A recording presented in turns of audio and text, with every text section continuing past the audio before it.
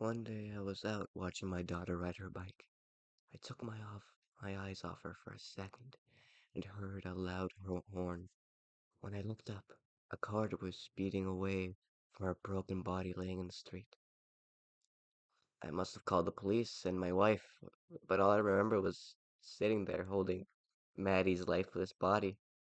I vaguely recall a kind of woman stopping, taking her by the hand and saying, "This isn't the end," before walking away.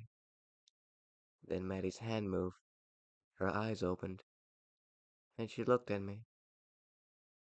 "Daddy, what happened?" The paramedics insisted that her injuries must have not been that severe. I just panicked and assumed the worst. But I saw her. I held her. She was dead. Maddie's mother tried to use the accident to revisit custody, but her claim went nowhere. Life went on. The next week, I was caught in a traffic jam.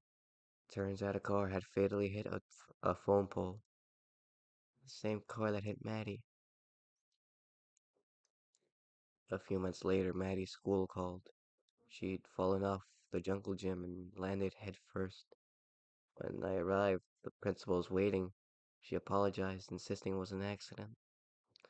Maddie died at the hospital. The doctor said there was nothing they could have done. Her mother said I'd be hearing from her lawyer. Later, as I sat with her, she twitched. Then she started breathing and reached for me. The doctors were stunned. I wasn't. The following week, the news reported a student from Maddie's school had fallen from the fourth floor of his apartment building. The same student who had pushed Maddie from the jungle gym, despite what the principal had insisted. That evening, Maddie asked me if the angel had done it.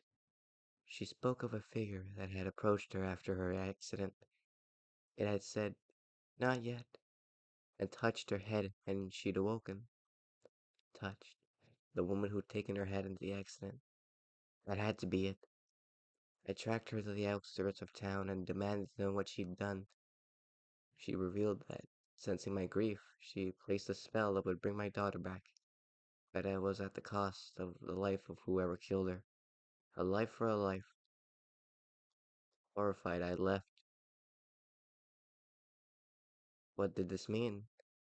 Would Maddie return every time she died? Slowly, things returned to normal. There were no more incidents. I didn't see the woman again. One night, the phone rang. It was my ex-wife. Surprising since we didn't speak except regarding Maddie. "Jack, it's Maddie. She's not breathing." "What?" "Call 911. I'm on my way."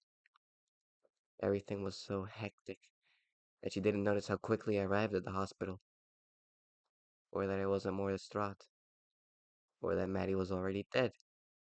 If only she'd known about Maddie's recently revealed peanut allergy before she'd served those cookies.